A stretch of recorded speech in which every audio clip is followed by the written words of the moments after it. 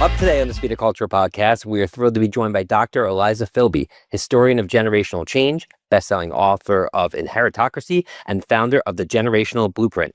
Eliza is an expert in generational dynamics, helping organizations bridge the gap between different age groups to create more effective, inclusive work environments. So great to see you today. Thanks so much for joining.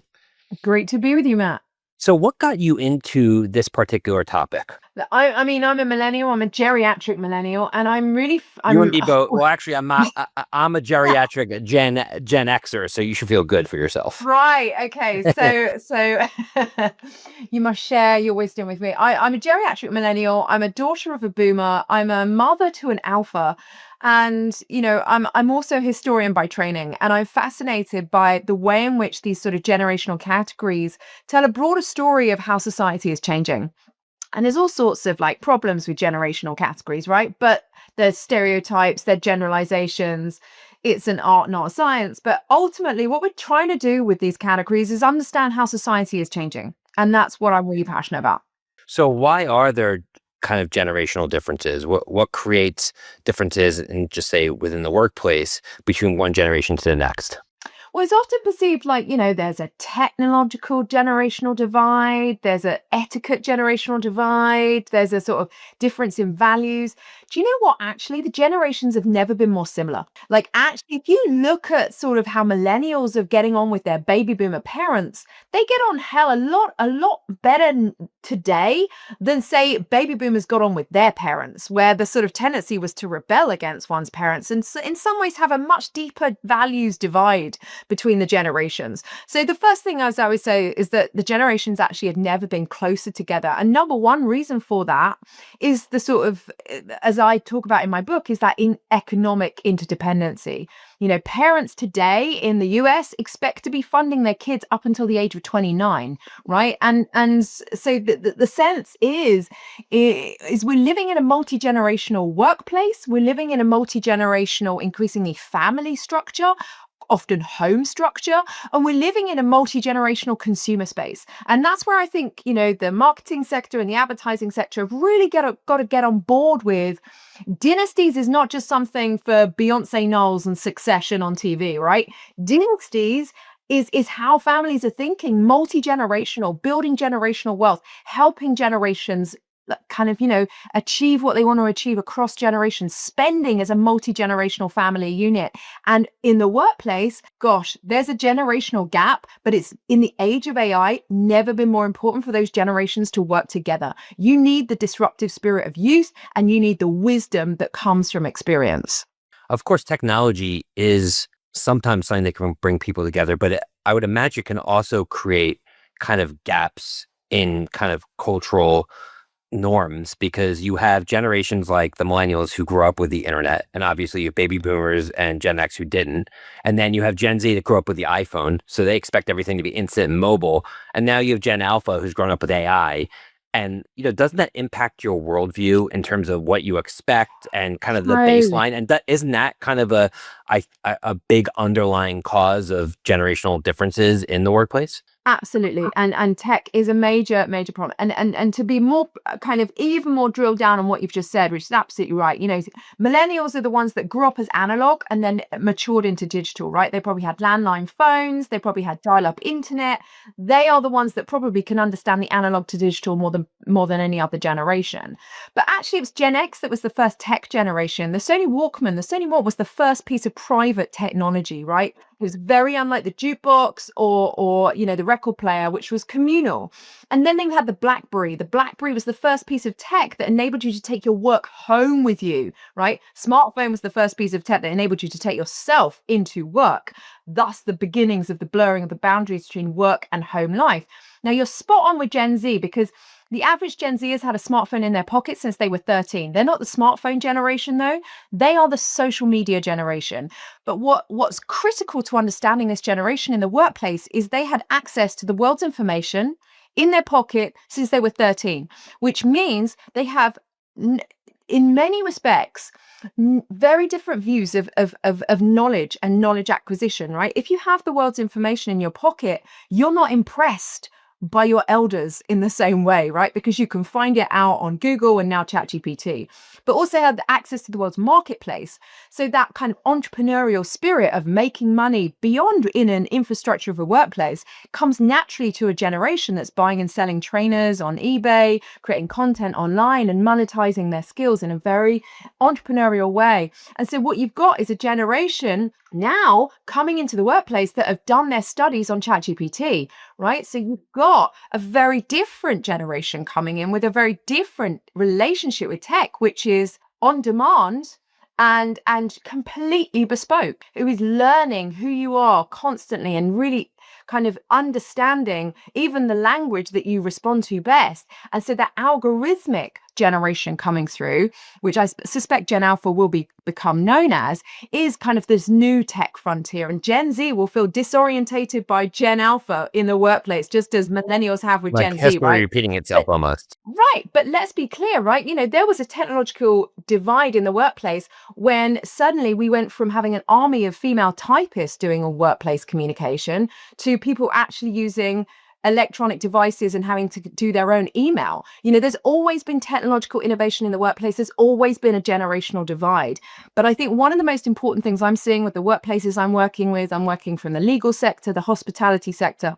In the age of AI, one of the things that is guaranteed is this technological disruption, but also what is absolutely needed is for the generations to come together and learn from each other. So how do they do that? And how do employers bridge those gaps? Right. You've got to basically give time to things you can't count. And what I mean by that is we're so data driven and productivity driven in the workplace, but actually in the age of AI, what we need to be doing is enabling humans to do what they do best. What do humans do that AI doesn't? And I would say that's three things. Right. It's be human, right? Business is about trust. And trust can't be built on an LLM or a Zoom call, right? Fundamentally, it's about that face-to-face.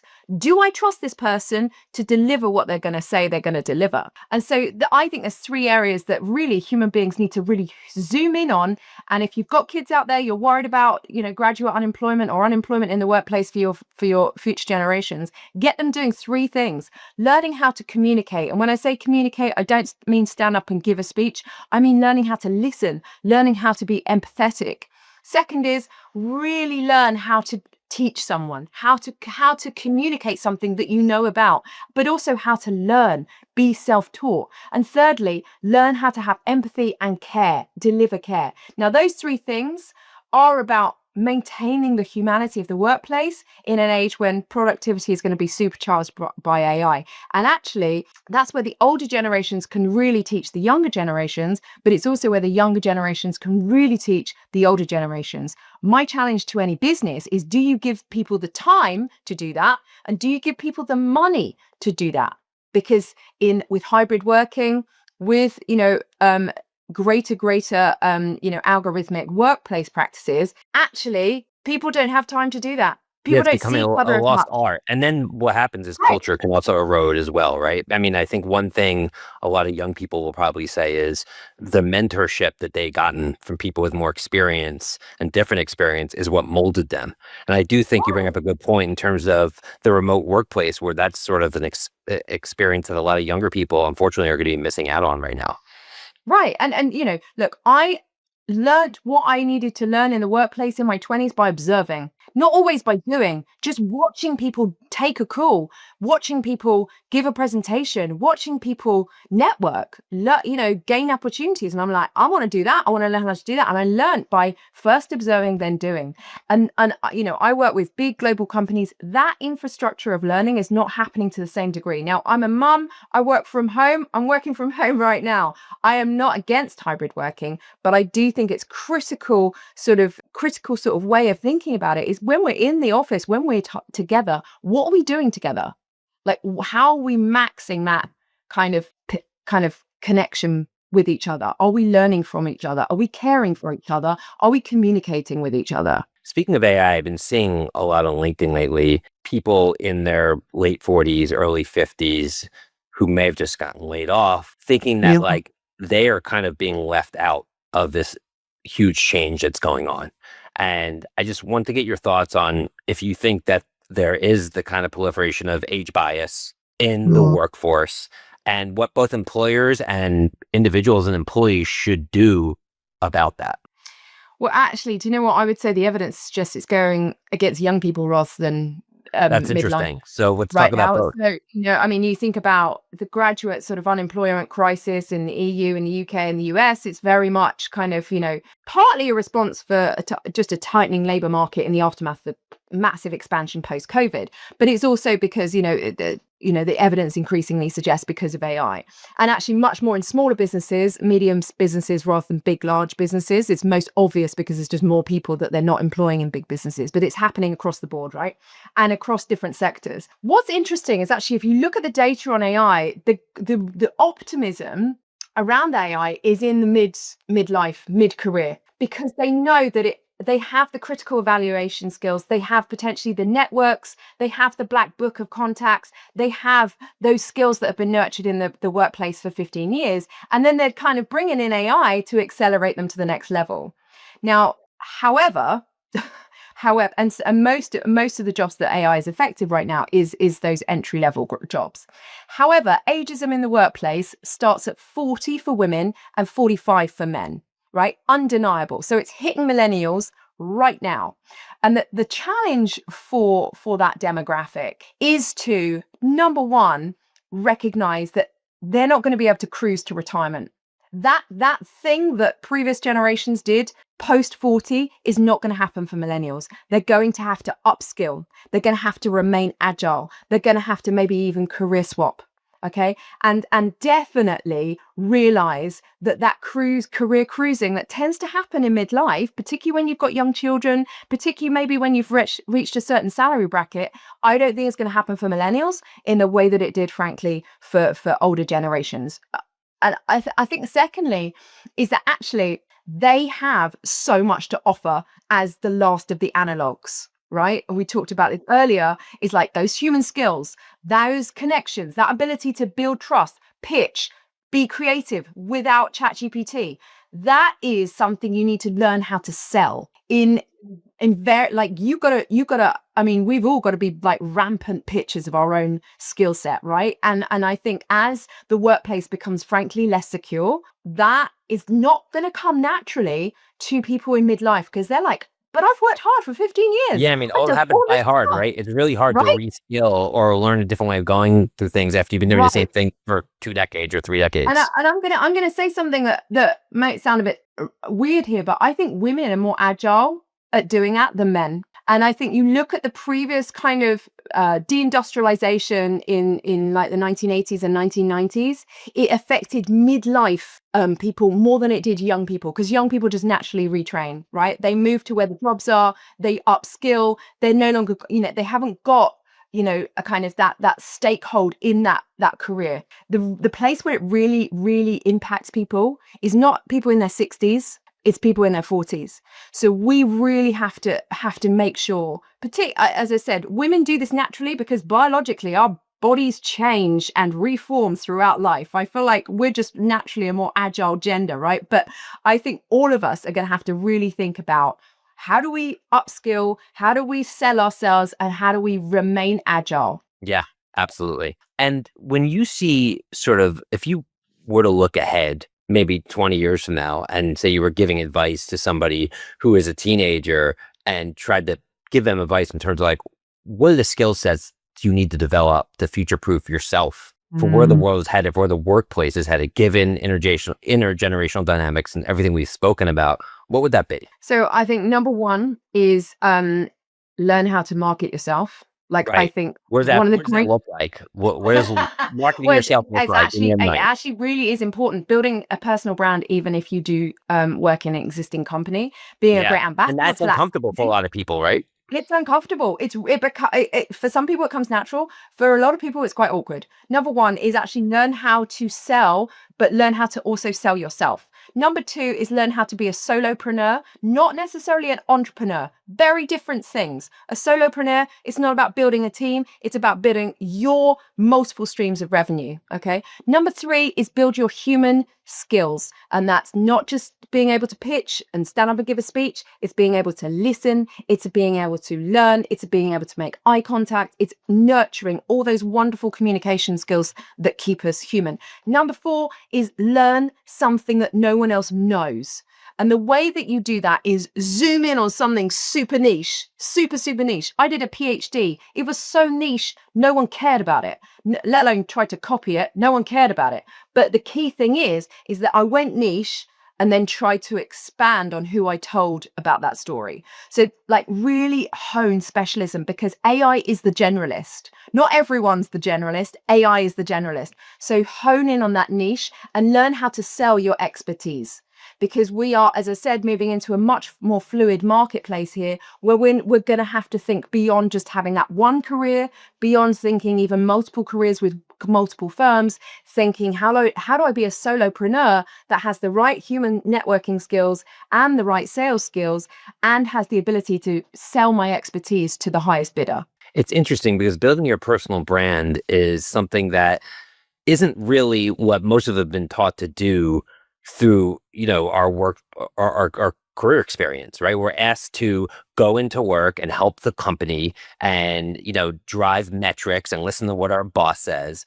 And building a personal brand is like on you. You are basically a business of one, building your personal brand. And you have to figure out what, value you're bringing and how to build an audience, and also have the courage to put something up there on social media and get no likes and be okay with putting something else But up. So it really taps into so much of human dynamics. Yeah, but do you know what, Matt? Do you know, I'm going to say something a bit controversial here. I don't think building a brand necessarily means being on social media. I think that's our modern interpretation. How do you build a brand by not being on social media? That's interesting. You say you're widening your audience pool by being on social media, but you could have a really specific niche. I was talking to a guy last week who made valves, right? He doesn't want to be on social media. He doesn't need to be on social media, but his niche on making those valves for hospitals, for test tube babies in hospitals, he had the most amazing ability to sell and to pitch the way he made valves better than anyone else in the UK. And I think this is where we get consumed by modern ways of doing things and thinking it will always be like that. I think the problem is that everyone that kind of chases the algorithm on LinkedIn or Instagram and tries to build a brand and all of that, actually, I don't think that's going to operate in the same way in 10 years' time, maybe even 5 years' time, frankly, because there's going to be so much AI slop. And I think the thing that I'm really, really keen on honing in here is that LLMs are built on what's gone before. Right. And it's all standardized, right? We know when we type into, it's an echo chamber, but it's also, you type in a male graduate, they're often white. You type in, a trad wife. It comes up with very stereotypical visions of human life, right? One of the things that Steve Jobs, I think, did brilliantly, it was one of the best things I think he was sort of personifies is the meeting of weird worlds. And actually, he brought together calligraphy, he brought together human design, he brought together, obviously, tech. I think one of the great things about human beings is we bring weird shit together that often don't fit and shouldn't fit. So if I'm advising young people today, I'm like, bring worlds together that don't naturally fit and try and find some way of them making sense. So if you're a gamer, go out in nature. If you're a historian, go into business. If you are, and what I mean is you will subvert the LLM because you will be doing something different, unique to you. Coloring outside the line, so to speak. Absolutely. And by the way, the education system actively dissuades you from doing that, because it forces you to be subject-based, to be discipline-based, and to color within the lines. Right, and to which is what the ultimately exams. the one thing that AI can do well is color inside the lines. Right. And I think your reference to the corporate ladder was such an important one, because we are seeing the slow, not disintegration, because there'll always be a corporate ladder, right? There'll always be a corporate world. But that idea, I work with a lot of law firms, they are slowly realizing the best lawyers aren't necessarily the ones that pass have the best grades in law school. suddenly that educational track leading to the corporate track and being really sort of, a secure path, as we know, is crumbling before our very eyes. And I think thinking outside the box, putting weird things together, and subverting some of that conventional sort of way of doing things and way of thinking actually is something I'm trying to teach my kids and something I advise young people to do today. I love that. So switching gears, we wrap up here. Dr. Filby, you have a book out called Inheritocracy, which is a Sunday Times bestseller and is now available.